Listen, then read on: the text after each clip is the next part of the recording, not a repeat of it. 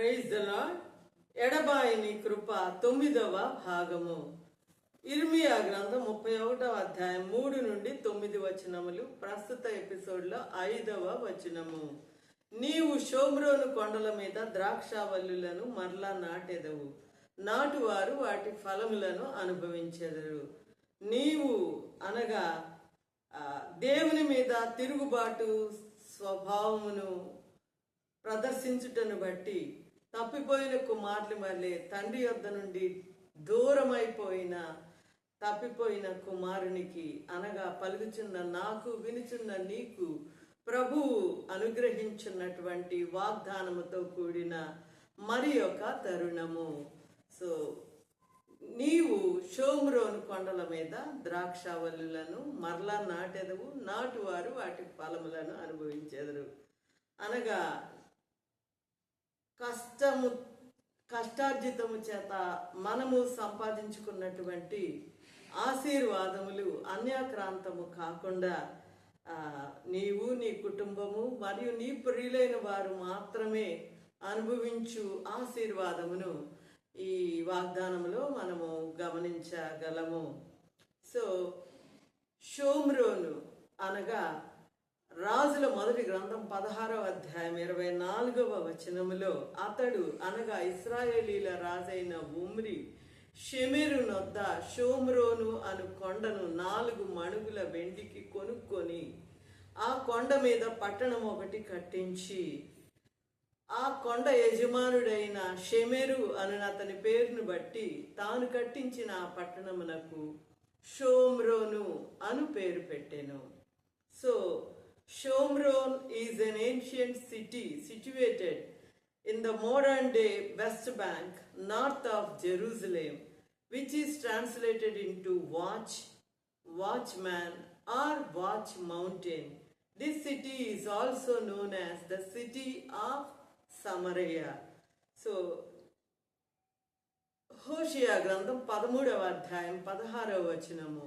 షోమ్రోను తన దేవుని మీద తిరుగుబాటు చేసెను.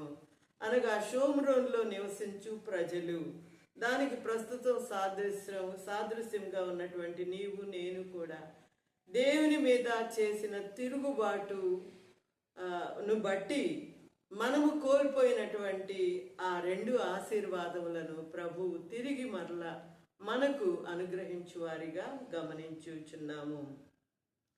సో ద్రాక్షారసము పరిశుద్ధ గ్రంథంలో దేవుని హృదయమును మరియు మానవుల యొక్క హృదయమును సంతోషపరచుటకు సాదృశ్యముగా మనము గమనించగలము. మానవుని హృదయమును సంతోషపరచుట అనగా భూ సంబంధమైనటువంటి ఆశీర్వాదములు. భూమి మీద మానవుని యొక్క ఉనికికి అవసరమైన తన యొక్క సంతోషమునకు అవసరమైన అన్ని వసతులు తను దేవుని నుండి పొందుకొనుట. రెండవది దేవుణ్ణి సంతోషపరచుట అనగా పర సంబంధమైన ఆశీర్వాదములను మనం కొనుచు ఆత్మ సంబంధమైన ఫలములను అనుభవించుట ద్వారా వాటిని ఫలించు వాటిలో మనము అభివృద్ధిని సాధించుట ద్వారా దేవుని హృదయమును సంతోషపరిచిన వారంగా, తద్వారా దేవుని నామమును మహింపరిచే వారంగా మనం ఉండగలమని గుర్తించున్నాము. సో తిరుగుబాటు స్వభావమును బట్టి కోల్పోయినవన్నీ మనము పొందుకొనుట అనగా సమూయేలు మొదటి గ్రంథము 15వ అధ్యాయం 22-23 వచనములలో అందుకు సమూయేలు తాను సెలవిచ్చిన ఆజ్ఞను ఒకడు గైకొనుట వలన యెహోవా సంతోషించినట్లు ఒకడు దహన బలులను అర్పించుట వలన ఆయన సంతోషించున. ఆలోచించుము, బలులు అర్పించుట కంటే ఆజ్ఞను గైకొనుటయు, పొట్టేళ్ల క్రొవ్వును అర్పించుట కంటే మాట వినుటయు శ్రేష్టము. తిరుగుబాటు చేయుట సోది చెప్పుటయను పాపముతో సమానము. మూర్ఖతను అగ్గపరచుట మాయా విగ్రహములను గృహ దేవతలను పూజించుటతో సమానము.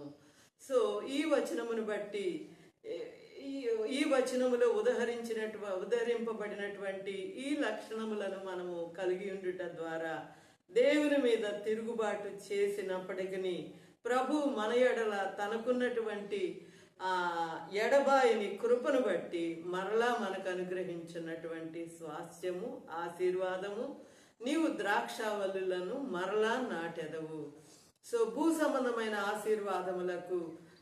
ఆశీర్వాదములను మనం పరిశీలించినప్పుడు కీర్తనల గ్రంథం 128వ అధ్యాయము, యెహోవా యందు భయభక్తులు కలిగి ఆయన త్రోవల యందు నడుచువారందరూ ధన్యులు. నిశ్చయముగా నీవు నీ చేతుల కష్టార్జితమును అనుభవించెదవు. నీవు ధన్యుడవు, నీకు మేలు కలుగును. నీ లోగిట నీ భార్య ఫలించు ద్రాక్షావల్లి వలె ఉండును. నీ భోజనపు బల్ల చుట్టూ నీ పిల్లలు ఒలీవ మొక్కల వలె ఉందురు. యెహోవా యందు భయభక్తులు గలవాడు ఇలాగు ఆశీర్వదింపబడును. సియోనులో నుండి యెహోవా నిన్ను ఆశీర్వదించును. నీ జీవిత కాలమంతయు యెరూషలేమునకు క్షేమము కలుగుట చూచెదవు. నీ పిల్లల పిల్లలను నీవు చూచెదవు. ఇశ్రాయేలు మీద సమాధానముండును గాక.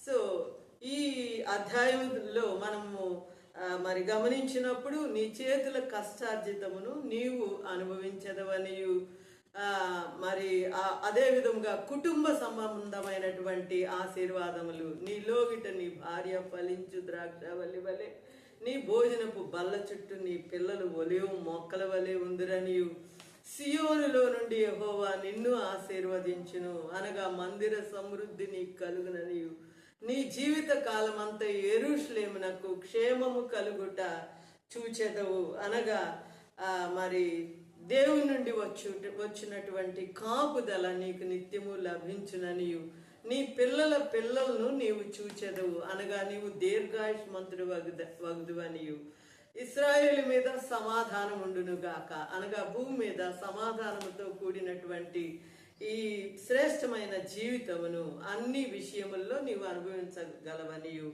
ఈ వాగ్దానము, ఈ ఆశీర్వాదము ద్వారా మనము తెలుసుకొనిచున్నాము.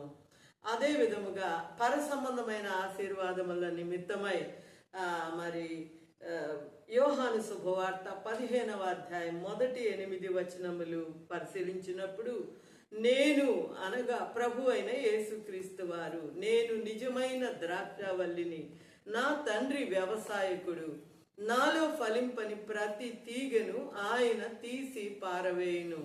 ఫలించు ప్రతి తీగ మరి ఎక్కువగా ఫలింపవలనని దానిలోని పనికిరాని తీగలను తీసివేయును.